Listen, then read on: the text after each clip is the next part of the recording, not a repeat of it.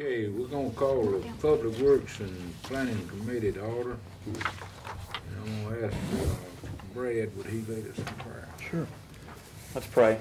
Dear Heavenly Father, thank you again for allowing us the opportunity and the privilege to serve our county, Lord, and to serve those that elected us. Ask that you be with each one of us tonight, Lord. Give us clear minds and open our ears to the dialogue and discussion to be able to take each opinion for what it's worth, Lord, and ask that you guide us in the decisions that we make tonight. Be with those that are watching tonight, and be with our families and those, Lord, who are serving overseas to protect us. Ask that you give them a special sense of protection this evening, and ask this in your name. Amen. Amen.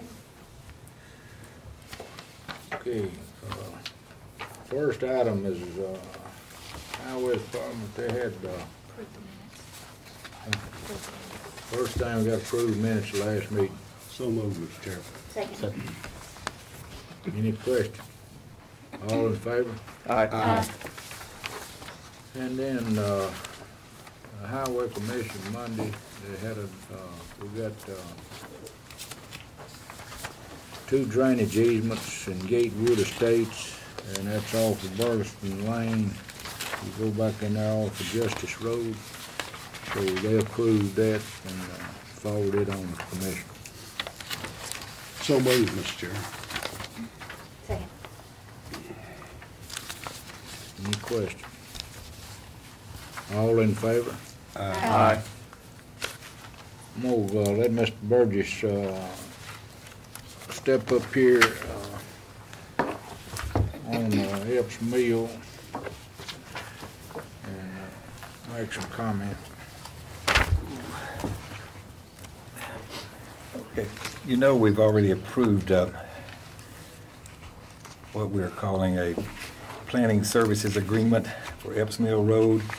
And after we did that, really even while we were doing that sort of, Mr. Jernigan and I, and we had some calls from some of the citizens out there, they wanted us to go ahead and do the other piece of it, which is the north piece of it, the short piece that goes over to the Manchester Highway. Include that in our study.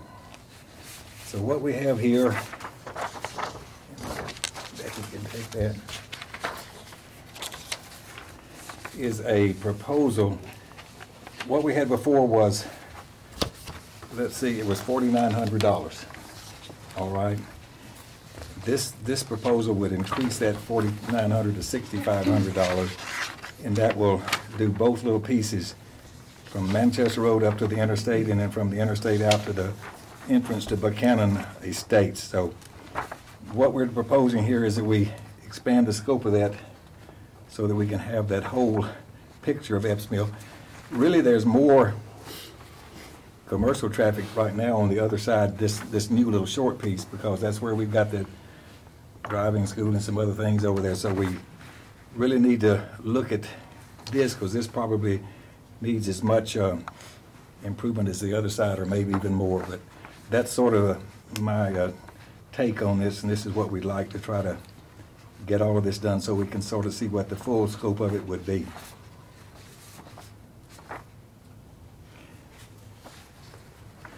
If anybody ain't familiar with out there, like when you come off Manchester Highway to the interchange, it's just a little short. It's 3/10 there. Is what that is. And right now, like where the truck school is, when they come out, all of them has to go back towards, even go towards town now. They can't even make that turn to go back. And if they could route a lot of that truck training up that way and go out and then come down the interstate and all. But I guess there's more or less an oversight. Should have been added. We should have asked for this to start with. Like right now, there's not a perpendicular intersection at Epps Mill over that Manchester Highway. So to turn, I think to turn and go back east, it's really difficult. So that right there needs to be straightened out, if nothing else. So this is probably the plan. We just were short-sighted in our first initial request, to be honest with you, and this is what we should have come forward with to start with. At what point would we start getting into the other fees? Would that be they would contact you and then you would come before us again, or Yeah, what we're gonna do, this, when we get through with this little piece here, we'll sort of have some estimates on what the cost would be, and we'll have each of these two pieces separate, so we'll know what each one of those would cost. And nothing will go forward until, once we determine those, and once you put that into your full, set of thoughts as far as all the other projects you want to do. So, if and when you decide you want to move forward, you'd have to bring the actual funding of the construction back, starting right here and then working through the whole system. So we're not going to spend any more money until we see the results of this, until you review it and you put this into the total scheme of what projects, capital projects you have to, before you, that you want to consider. What measures will we go through to control the fee schedule at the bottom? There won't be any more unless we change the scope of what they're going to do, unless we ask them to extend where they're going or do something that we haven't already identified. I don't think there'll be anything in addition there. And we're not going to change the scope of it unless we encounter something unusual we don't know right now. I don't see there be no change in the scope. It's just right here, just, I don't know how we overlooked this right here, but I'll take as much blame as anybody on it. Okay, just a quick what if. What if we go through this and then we as a commission decide to wait on that? For what period of time will this plan be legitimate? Well, he's going to give us a cost and estimate based on his best experience. At this point, if we wait 5 years, that cost estimate is got to be changed again, but it still would be in the ballpark. For example, the commission some years ago, I don't know how many quite right now, just said that we would partner with Murfreesboro and the state of Tennessee on the Joe B. Jackson, that route extending all the way around to 231. Is that the $4 million plan? That's we've $4 million. been okay. That plan, that's right now, when it was initially determined that we would do that, it was, our part was going to be 2.3 million. So it's already gone. That's been enough years that it's now up to 4 million. So you still have an opportunity now. We made a commitment, but we're going to have to fund 4. So that could likely happen here. This may take 2, 3, 4, 5 years before we do it, or if we do it. I've read this paragraph a couple of times, and I'm looking for where in there they're going to include the parcels of the property that have already been rezoned but haven't been developed yet. Are they factoring in the things that have already been pre-approved by the commission and planning commission, the development we know is coming? And are they, I mean, is that going to be factored into the utilization of this road? Because that was one of the concerns I know you had, Commissioner, about, you know, the turn lane was that, you know, we know there's more coming, and obviously we do, but I didn't see in the paragraph where they're including that. Well, I think their review and research would probably, this would probably at least be a 3-lane, you know, 1 with the turn and 2 regular. I'm sure it won't be anything less or anything more. That's probably the outcome. I don't think that's said here, but they're going to know full well. They're going to use their best experience to project forward the fact that this it's going to be a highly area utilized. is highly utilized. It's already highly utilized. Right. So that's, you'll get a chance to review that and see that that's what they come up with before they finish this. And so, I mean, I'll report to you on what it looks like is going to happen. Yeah, that's my only real observation on this, is I want to make sure that, you know, basically the idea behind the feasibility study is trying to do some forecasting of what that road utilization is going to be and what it needs to look like to handle that down the road. And I just want to make sure that we're utilizing that forecasting. And even without the forecasting, I think with what we have right now justifies just what the level of road that you're describing. But like we talked about, if the plan comes in and it sits on the shelf for a little while, the development's going to keep happening. Yeah. I want the plan to still be good. That's right. Yeah. That's good. Good conversation. Okay, any more questions? I have a question. Do we need to rescind the prior arrangement first? No, we just need to modify and revise the prior arrangement that we had, increase the scope of the project $1,600 more. and increase the cost from $4,900 to $6,500. I'll make a motion, we approve that. I'll say. Anybody got any more questions they want to ask the mayor on? Or got any questions, Chris? All in favor? Aye. Opposed? Thank you. Okay. Planning Department.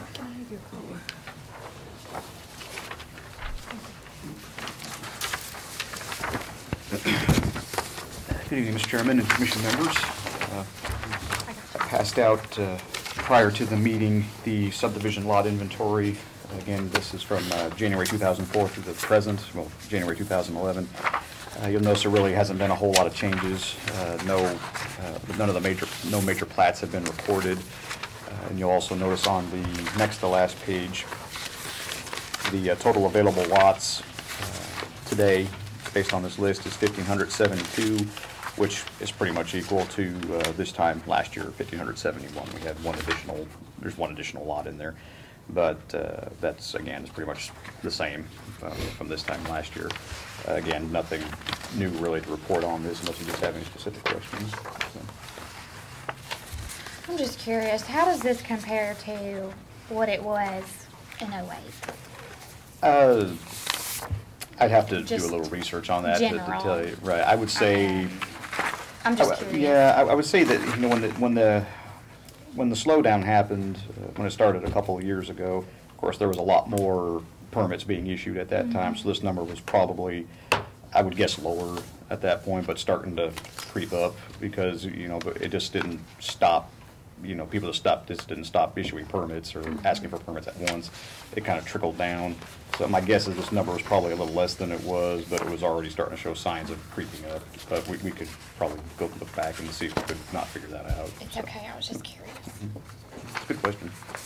If there's no other questions, I'll go on to our zoning report. Just have one case. They'll be before you next week. This is a piece of property located along Old Fort Parkway, or Franklin Road. It's for Mr. John Philippos. The address is actually 102 Camden Court. It's on the corner of Camden and Old Fort Parkway. You'll recall that this actually went to the Planning Commission in November, was originally supposed to come before you in December, but the applicant, after receiving a recommendation of denial by the Planning Commission, decided to take it back and try to make some changes to it, changes that were really too much for them to continue forward. They were going to have to come back through the process. So they went to the Planning Commission this past month in January, and essentially what he's wanting to do is convert an existing house into an orthodontist office. He would have hours from 7:30 to 6 p.m., 7:30 a.m., 6 p.m. Monday through Friday. He'd be making a small addition to the house, which was really, I think, one of the big points of the reason why it was denied at the Planning Commission the first time. The addition he's wanting to make now is probably about half the size that he was proposing originally. It's about 655 square feet. His concept plan that he has submitted does show a proposed parking area with adequate parking and also enough to adequately have the type 2 buffer that would be required of it. He would have to ask for a variance from the Board of Zoning Appeals, as the new zoning requires a greater setback than what is allowed in the residential zone. That's something, if he gets this, that'll be their next step. If you look at the map that's in your agenda packets, you'll notice that it is adjacent to some property that is zoned for what is our finance, insurance, and real estate zone. There's a couple of office buildings there, as well as some services zoning for a couple other offices. So it's in our opinion, it's not a spot zone. There is around other like zoned areas. But with that, the Planning Commission did conduct their public hearing. They did recommend approval by a vote of 8-4 and 2 against. So with that, I'll be happy to answer any questions that you might have. I would say, too, that there were some concerns. This is in the city's urban growth boundary. It's actually in the area that the city has under litigation. It's under litigation at this point. One of the annexation lawsuits that the city is involved with right now. And the city did have some concerns about basically the piecemeal zoning of all of Camden Court, although we have received letters of support for the application from all the owners, and none of them really had any issues with it. But I did want to make you all aware of that. And so, again, I'll be happy to answer any questions that you may have. You had mentioned that the previous time that the the addition that he was making, the one now is 655 square feet. What was Yes. the one before that? Yeah, caused some exactly. concern? The exact square footage escapes me, but it was about double. It was pretty much double the size. It was a pretty good size addition. And that was just the concern, was just the size, not necessarily. I think one of the addition. biggest concerns was, that they were, some of the other rezones that had been affected on that stretch of road right there, they pretty much just took the existing house and just converted it into an office building. They thought that they were just trying to do a little too much on the property. Okay. But after looking back at their plans, they decided that they could scale back and then still accomplish what they were wanting to Okay. do there. So.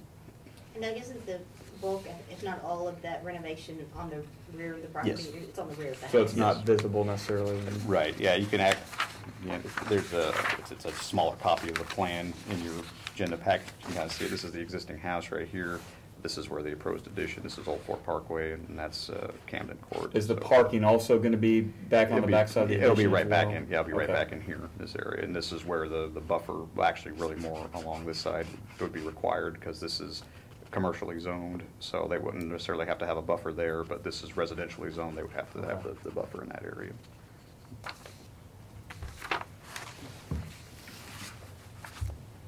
Anybody got any more questions you want to ask? How'd the commissioner feel about it? Well, this is in Commissioner Farley's district. At the first meeting, it was hard to say he came out one way or the other on it. I think he saw the merits of it, but at the same time, I think he had a couple concerns. He was not at the second meeting when this was brought up, the smaller addition, but I haven't heard that he's had any strong opposition to the plan, so. Any other questions?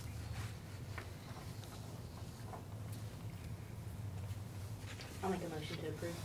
Second.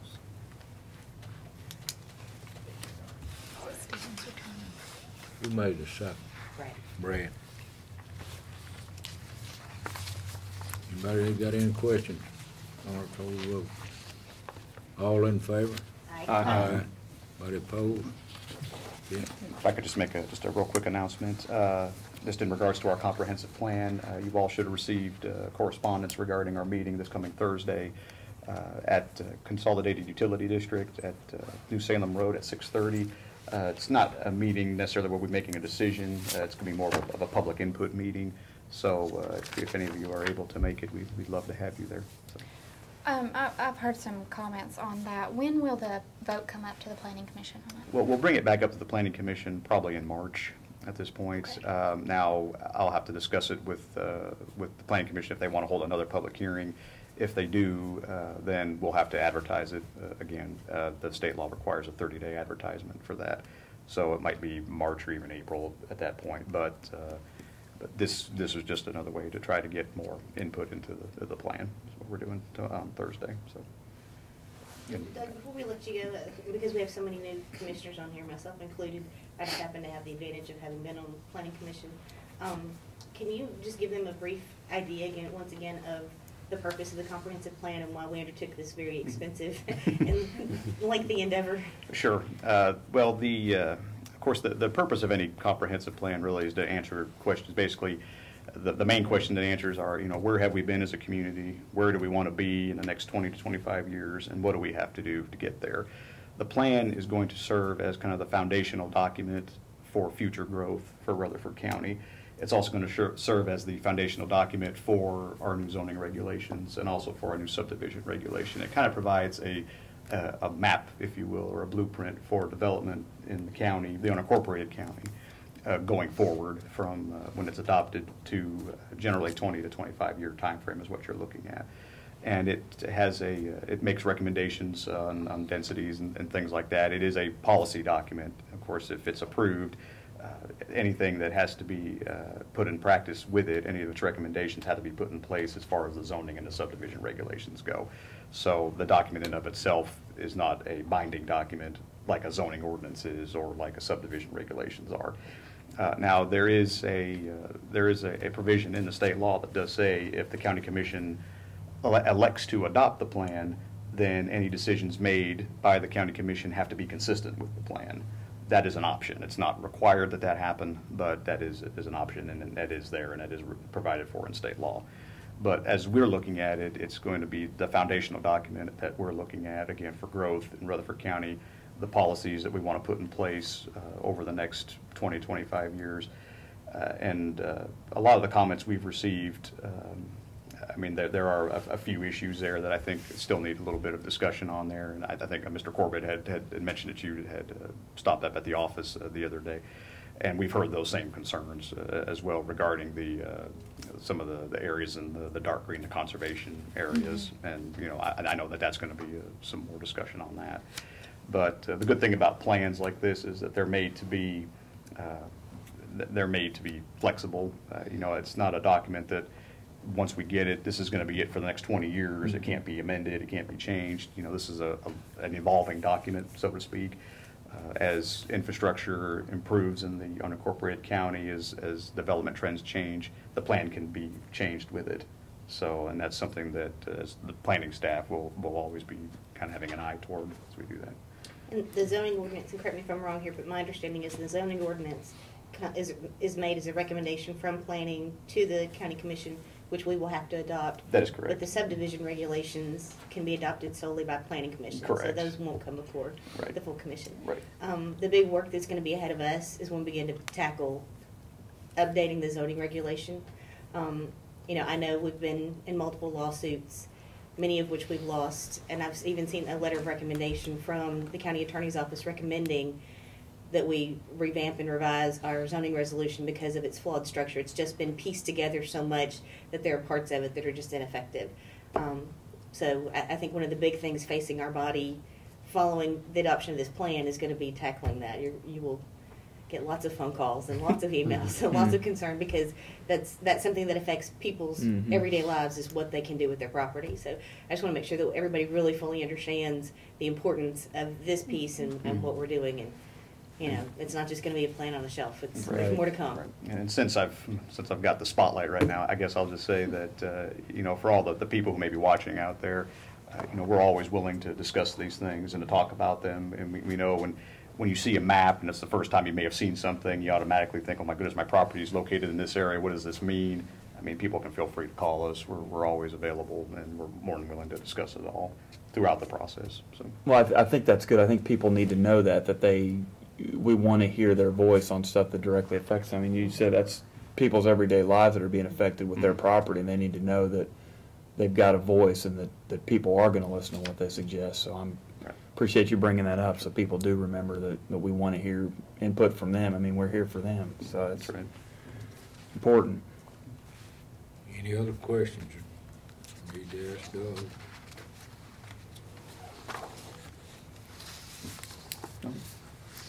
Thank you. Thank you. Okay, building codes. Mr. Chairman, Commissioners, Good evening. we have the Building Code Department report on the table. We issued 81 building permits in January. We took in $100 for a plan review, $22,283 for permit fees, $2,925 for plumbing permits, $290 for gas permits, for a total of $25,598. Back to the report.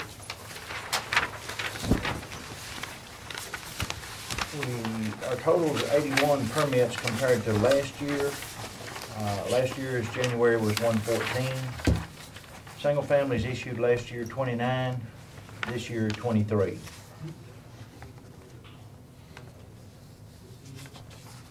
On the next page, we have our property standards inspections. In red, we performed a total of 99 inspections for property maintenance, a total of 36 inspections on signs and BZA and conditional use permits. Our new cases for January was 25 and our closed cases was 31.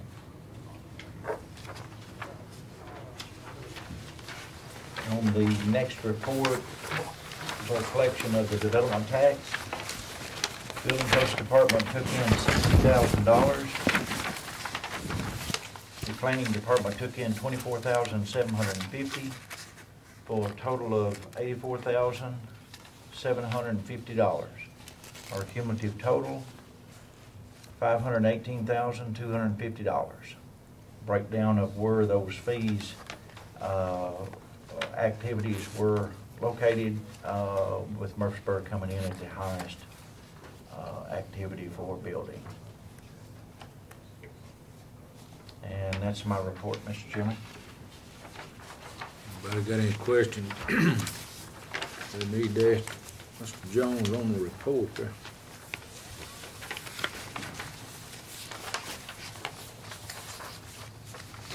No questions, I'll take a motion to approve his report. So moved. Second. Mr. Stevens. All in favor?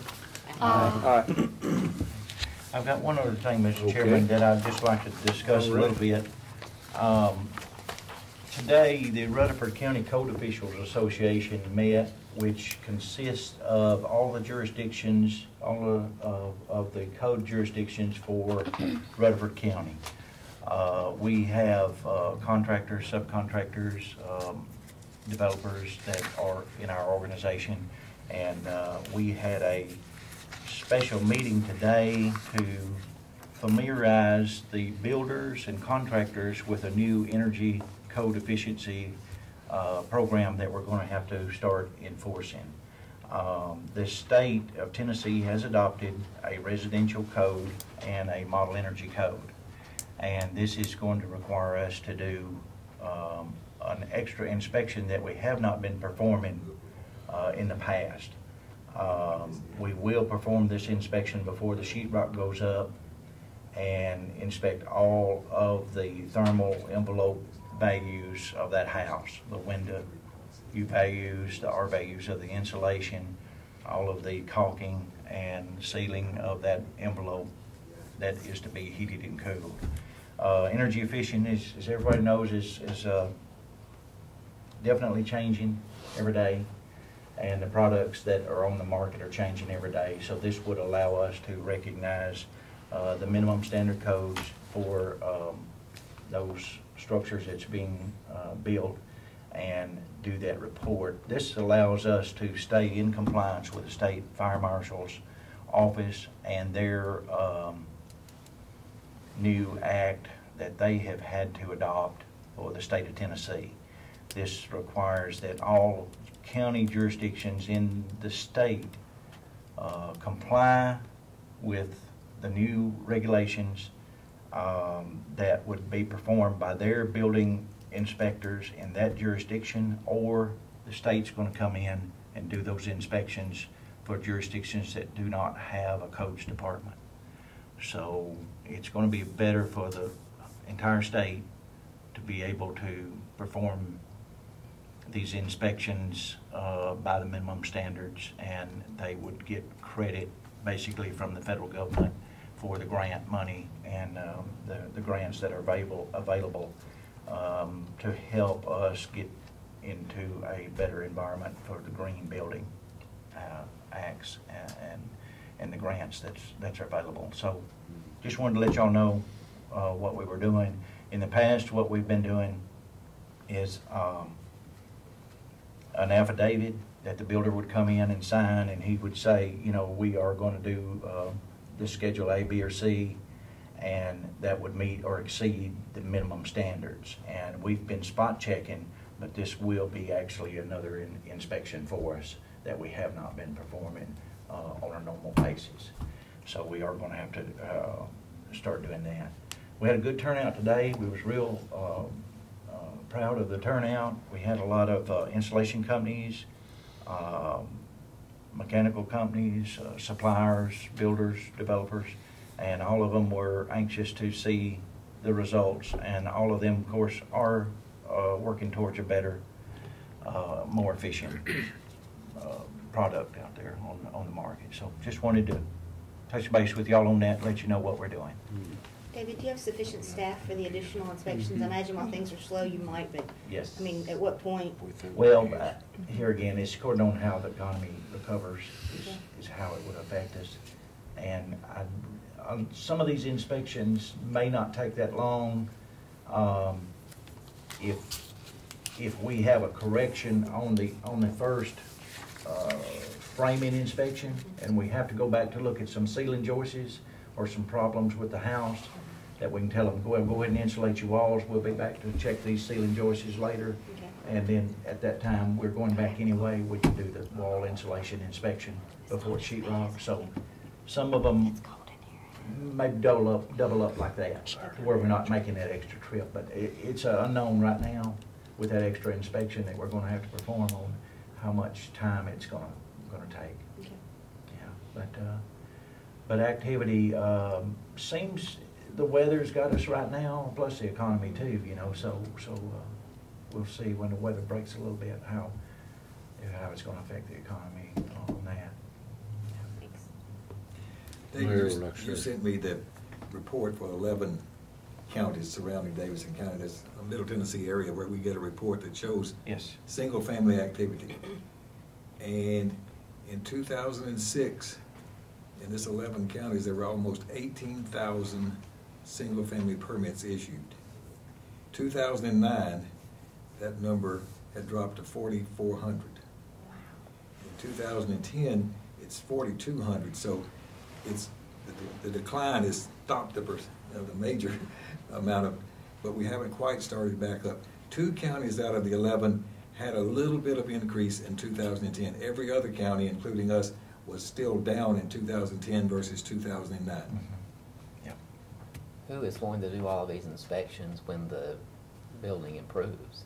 Are we gonna have to hire more staffers? Well, it's possible, you know, that we may have to hire other inspectors in the future. I don't see it being a burden on us for many years to come right now. Like I say, we're just going to have to get into it and make sure that we're performing the best we can on the inspections and with the people that we've got. Well, this really sounds like an unfunded mandate to me.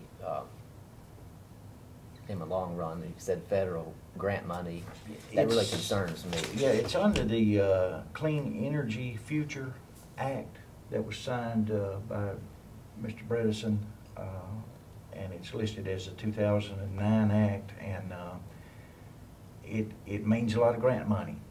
So in other words, even though it's a unfunded mandated item that we have to deal with, and we may cost us some, it's actually providing us grants that's available to our public that may be beneficial to us monetary wise.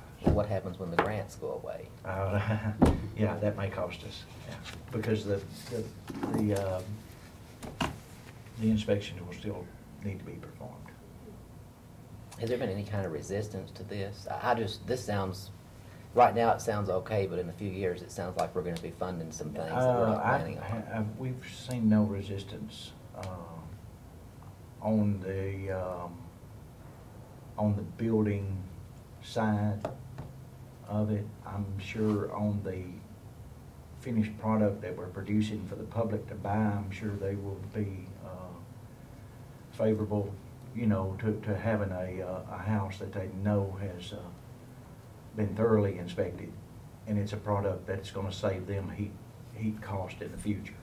You know, so I don't know. It's hard to tell right now how it's going to play out, and like you say, when the grants go away, what next? So yeah, it's hard to answer right now. I know the federal government and the state government always throw this grant money out at us, and everybody jumps at it to get the free money, and then we add all these new things we have to do, and then, you know, if the grant money dries up, then we're stuck with this. And I don't know if this is a good idea. And I think the idea is noble, but, you know, if a consumer wants to guarantee that their home is green, then they can pay a consultant if they really want that. I don't know why the taxpayer should be funding extra codes officers to comply with, you know, what the federal government decides is clean, green energy. But I don't know. It sounds like in the meantime, though, we don't really have much of a choice with it. Yeah, right. So, okay. Did you say this was part of the codes that the fire marshal had adopted as well? I thought you mentioned It the fire is.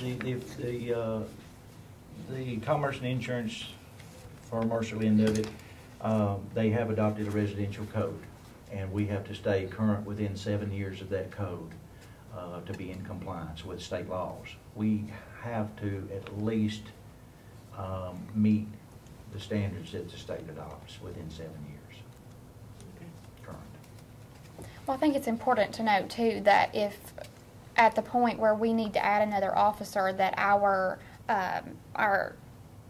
funding is actually going to be up because we're going to be taking in more money from permit fees. Very true, very true. So- Our department usually was self-sufficient. You know, when permits are up, it doesn't cost the taxpayer anything out of the general fund. The permits pay for our operation, our cars, our gas money, our salaries, and any of our office supplies and things. And there's been years that's up and down.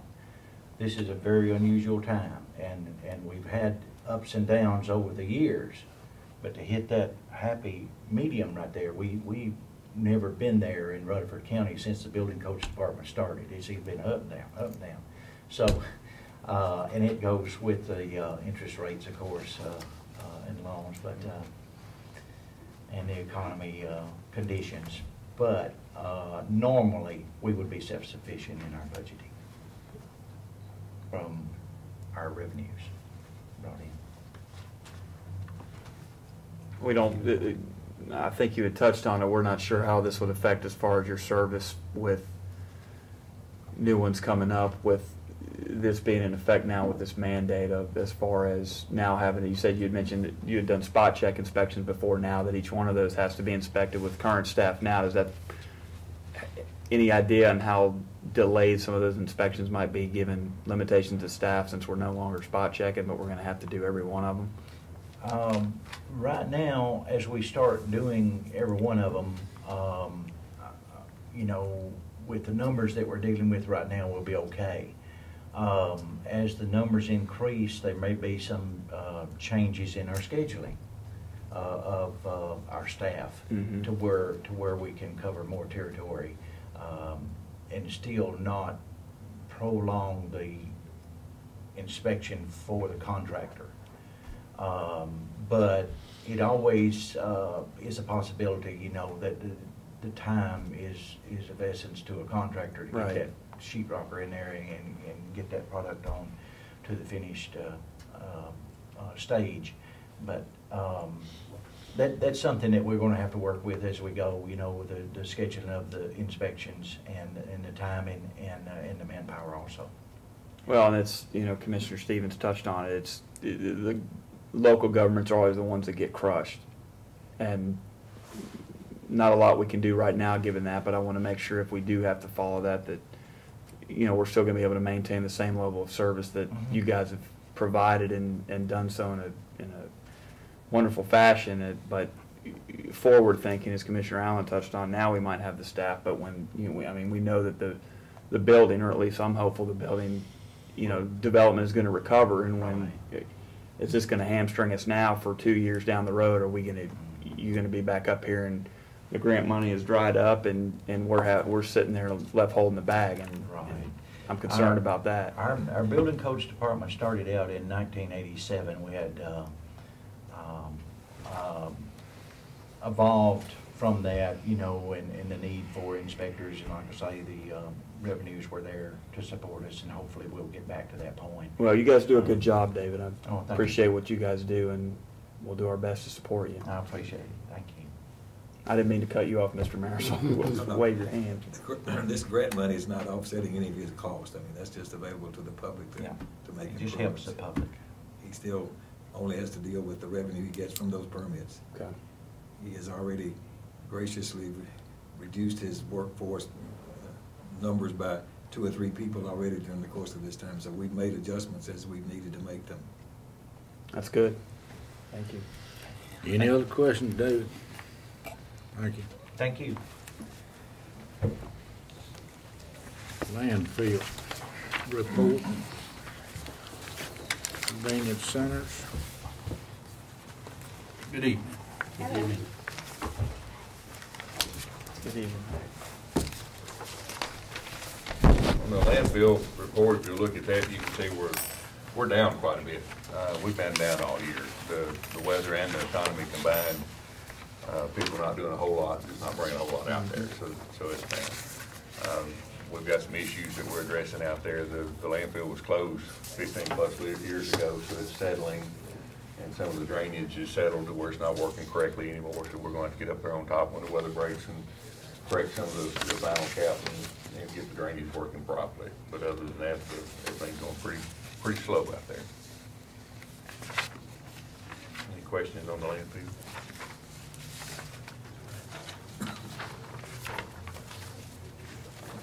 We'll go into the convenience center. Center, yeah. Okay. As you can see on the convenience center report, the loads are down again, still slow there as well. We hauled last month 730 total loads. Of those 730, 187 were recycle loads, 552 were trash loads. If you look at the tonnage, it's 2,211 tons of trash. We hauled 289 tons of recycled commodity. So load versus load, 24% recycled, 75% or 76% trash. If you look at tonnage, 88% trash, 12% recycled.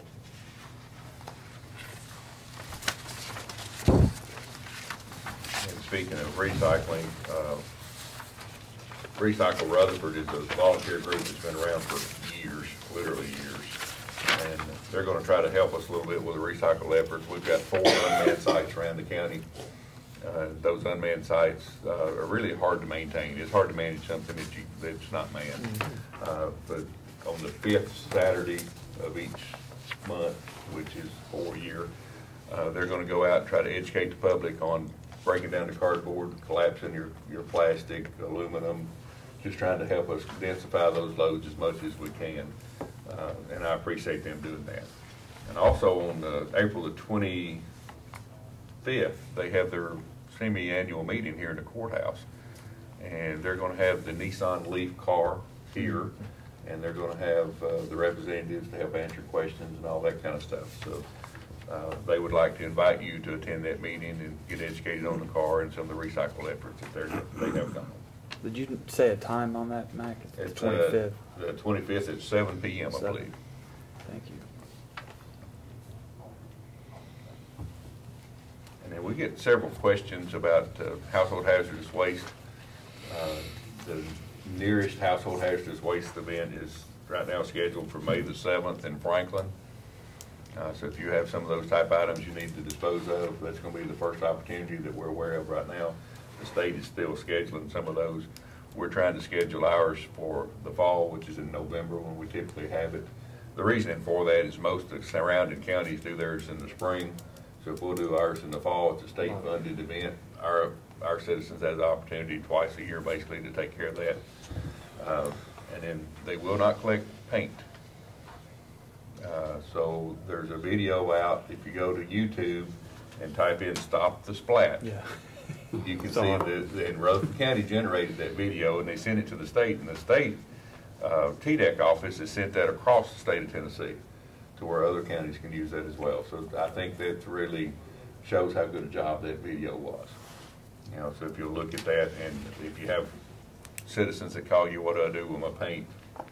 tell them to watch that video, and it explains it really, really well.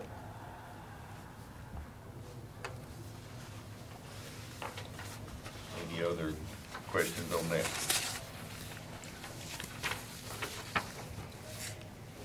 Anybody got any other questions, Clem, on? Household items such as like TVs or anything else? No, televisions, electronics, we have a collection for that. They don't accept that either. Oh, okay. We have a collection at 1140 Haley Road, which is the old dog pound if you've been around town for a long time. And it's open on Tuesdays and Saturdays from 10 a.m. till 4 p.m. And we'll take any of the electronics, anything with a cord, and emphasize the cord. If you bring a television or a computer monitor without the electronic cord, we will charge you $5. It's free if you do it right. It costs you if you do it wrong. With the computers, I know a concern is the protected information on the hard drive. What we suggest is you take that out and destroy that before you bring it to us. Because once you bring it to us, we load it on the trailer and ship it. We don't go through it. And last year, when we started this thing in July of, I guess, I thought we would get electronics for 2 or 3 months and it'd dry up and go away. We hauled 70-something tractor-trailer loads last year. So it's almost a load and a quarter a week of electronics out of here. One thing that generates a lot of that is the way we're set up. We don't charge anything unless you don't have the cord. The recycler does not pay us anything. We've talked to a lot of other vendors. Most of the vendors will pay you for the electronics other than the televisions and computer monitors and charge you for those. We run about 60% monitors and televisions. Most of them can't deal with over 40% or we'd start paying them. So a lot of people complain about that $5 charge, but it's the best deal we could come up with. There's another private company here in town that will take your electronics, but they charge you $15 per television. So it's actually the best deal for the citizens that we could come up with.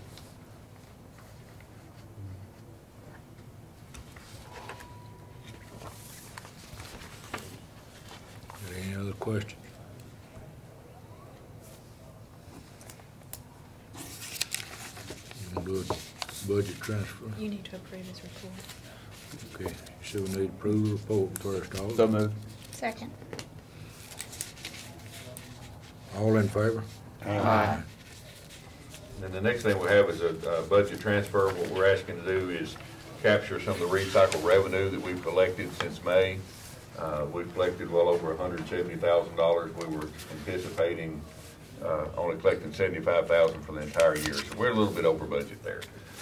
And what we're asking to do is to move that funding into the convenience center line item 718, which is for motorized vehicles. We've had a bid at opening back in October for trucks, and the trucks have gone up more than once in price since then. This bid is good for a year. So what we want to do is recognize this revenue and purchase a truck in this budget year off of that bid.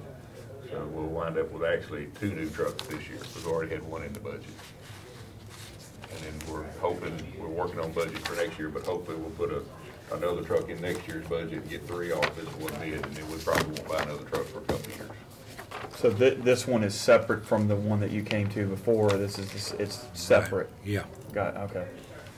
This is what we've been talking about on the recycle and the revenue Right. for the last couple of months, trying to get y'all aware of the situation. Right. And now this is the actual budget amendment to Okay. purchase that truck.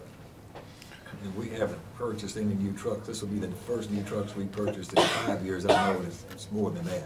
Well, and I think you said, what are they, what was the truck year? The 2 trucks, these 2 trucks will replace for 93 miles. Right. That's 18 years. They're almost old enough to have their own driver's license. They are old enough to vote. They in our district? Okay. Got any more questions about budget? Make a motion to approve the budget amendment for the new garbage truck, compactor. Is it? It's a roll-off truck. Roll-off. Roll-off truck. I'll second. Okay, we'll have to call the roll on this one. Commissioner Allen? Aye. Commissioner Black? Yes. Commissioner Jones? Yes.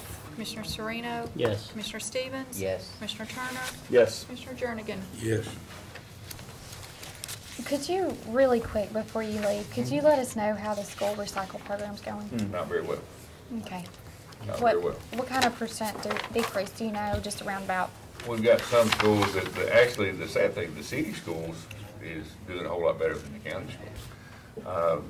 And it's changed. It's changed. People just don't like change. An analogy that I used a year or so ago, when I was growing up, the first car I remember riding in didn't even have a seatbelt. And now it's a law. My children will get in a car and automatically put a seatbelt on. I still struggle to remember that. It's the change that we've grown up with, and we're not in that culture, and we've got to change that culture. My plan is to get their attention. And I've already notified the school board that when we come back from spring break, our recycle truck leaves out at 6 a.m. Our garbage truck leaves out at 7 a.m. And they hit the same school these days. So the plan is for the recycle truck to go in and stab that recycle container, get out and look in it, and if it's trashed, he's gonna back out and leave that container sitting.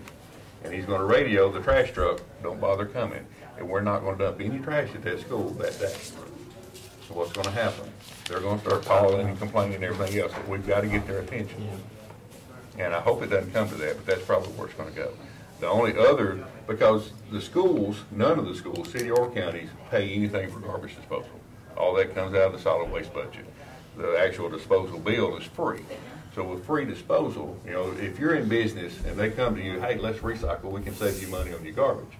We don't have that leverage because we don't pay that disposal. The only other way to do it other than this to get their attention is to force both schools to pay for disposal. And if they've got it in their budget where they have to pay for it, therefore they'll try to save money. So that's where we are with that right now. They're just not doing well. And it's so frustrating. And you think it's just because it's tough to change, or is there something? It is a tough change. You know, anything is really tough to change. But if you put your mind to it, you can make it work. Especially if there's a carrot out there to where there's some money involved, and there is money involved. It's just not in their budget. You know, so a lot of times we have blinders on. We see what we're doing, but we're not paying attention to what the others are doing. So what we're trying to do is get their attention and take their blinders off. And it's not any one individual, it's collectively. It's just, you know, and another problem we have, I was at Smyrna High School yesterday. Smyrna High School was built, I believe, in 1988. And that school, when it opened up, had roughly 800 students. They've got 4 trash dumpsters sitting out back that went 3 times a week. Today, they've got close to 2,000 students. They still have 4 trash dumpsters that went 3 times a week. What we did for them a year and a half ago is we got with a recycler, provided them a large roll-off container to put paper and cardboard in to start recycling that. And they were having some issues with that company, and I dealt with that company. We hauled that company's container for them, so the school calls me instead of calling them. And we've been hauling it. It weighs about 2.4 tons each time it goes. And it goes probably twice a month. They're doing pretty well with that. But they've still got a long way to go. I mean, they've still got the cafeteria cans and things like that. I talked with the cafeteria lady yesterday. She's the other one retired. She's new, and she's willing to try. It's just, and then the classroom itself. I taught at Smyrna High School. What do you teach? What's in your trash can? I guarantee you 90% of it's recyclable. Well, when I made the change in my own personal classroom to put, I got a box that was going to be thrown away, and I put it right beside the other trash can. So now I've noticed, well, my kids will throw it in the box, but it has to be convenient for them. But I mean, it's a box we're going to throw away anyway, so why not just put it beside the trash can? Well, the frustration is at the meeting last night for Recycle Rutherford out at the Stones River Battlefield. They've got containers for different commodities, and how often it gets just trash in it. People have to, with a culture change, and it's going to be hard to do. It's going to be really hard to do. The next thing, I guess, is on the agenda is the contracts in lieu of performance bond. This is for the landfill. It's something that we do every year, and it actually goes down each year. Our landfill was closed quite some time back, and what this actually does is shows the state that we've got the funding available. If something terribly goes wrong out there, that we will take care of it. So this is something that we have to renew each year with them. Okay, we need a motion on that. So this is just a document that goes to the state that says... It says that we are financially responsible for our closed landfill. The landfill was closed in '94, I believe, started, late 60s, somewhere in that neighborhood. And the way it works, even though it's closed, we will babysit that thing forever. Now, the state says 30 years, but it's still, after 30 years, you're still going to babysit it. You know, so there's some things that we need to work on that too, but that's for another time. How much money we got set aside for that? We don't have any money actually set aside except whatever he's got in his ending fund balances. This says the county is responsible for up to $3.4 million of remedial work if it were to be necessary for us to do something to correct a problem that we don't anticipate. But if it happens, we have to be prepared to support that much cost. That's our guarantee. And that was the number you mentioned that goes down each year, or was there another, that's the It's number an that? appreciating number, a declining number that the state has come up with in the very beginning, and it goes down a small percentage every year. Does that ever get revisited by the state to see if that's a fair number? No, it hasn't been in my. They just set it and say, you guys deal with it? Yeah. But it is a fair number. Okay, well, that's, I mean, it is no, a I'll fair take your number. word. Okay. Yeah, that's good. I just wanted to make sure that was a fair number, not just, hey, you guys are responsible for this much and don't let anything happen. Right. How much did it, what was it last year? It's 3.4, is that what he said? 3.6. 3.6. 3,618,000 is going to 3,472,000 and some change. But it goes down each year. So in about 30 years, we'll be at zero, you're right. Well, we'll be at zero as far as what they're concerned, but at that point, something will change. Because Right. it still has to be monitored. Okay. Just like I was discussing earlier, the landfill over time is settled. Mhm. So as the settling has occurred, it's developed pockets to where, you know, it's almost, not quite, but almost flat on top with a little dome shape for runoff. Well, as it settled, it's created areas for water to pool. Right.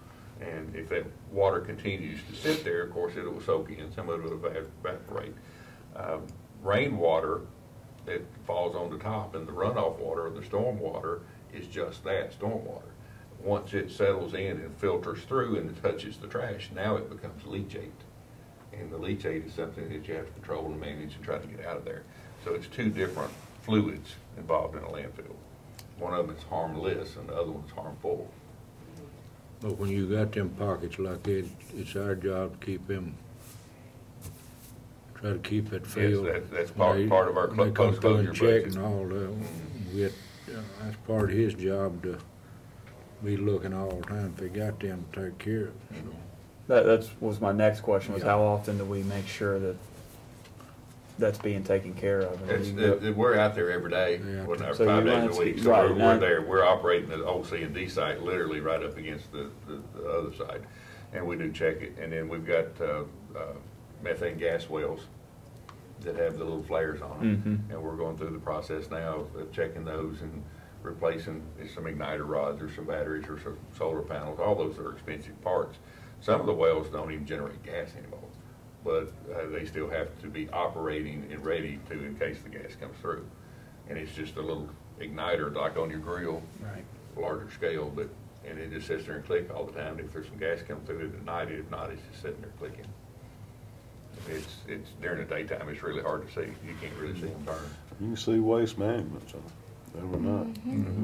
That big one. On ours, if you catch it right, on our landfill, and there's a few of them burning, if you go back there, it looks similar to a street light in a subdivision. A real dim one. It's like, where'd that little dim light come from? And it's that flare. Now in the daytime, it's clear, you can't see it. So you can either feel the heat off of it, or if you're sitting in the office looking out, you can tell it's burning when the bird flies till you land on it and it decides to go away. Okay, that one's lit. But this is something we got to be ongoing from now on. We have to do, and we have to prove this each year, so. And I believe it goes to budget, doesn't it? Yes, I think. Okay, so we'll need a motion to send this to budget then. So moved. Second. Anybody got any other questions they want to ask the director on Becky, do you have a copy of it? You do. If that's extra, I'll take it. it? We got one, but we need one more. Give it to her and we'll. This will go to budget, so they'll already have it. Okay, we need to call roll You on put that. me in front of that Eagleville expansion in budget, so. Possibly.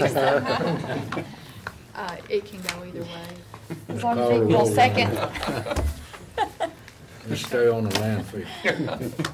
Commissioner Allen? Aye. Commissioner Black? Yes. Commissioner Jones? Yes. Commissioner Sereno? Yes. Commissioner Stevens? Yes. Commissioner Turner? Yes. Commissioner Jernigan? Yes. And I was surprised, pleasantly surprised. I still serve on the Saxon Community Corner High School, and I was there yesterday, and they've gotten some of their scores, and out of the scoring for the county, Smyrna High School ranked #1. And out of the 8 scoring elements, 6 of the 8, they were in the top 10 of the state. In history, they were #2 in the state.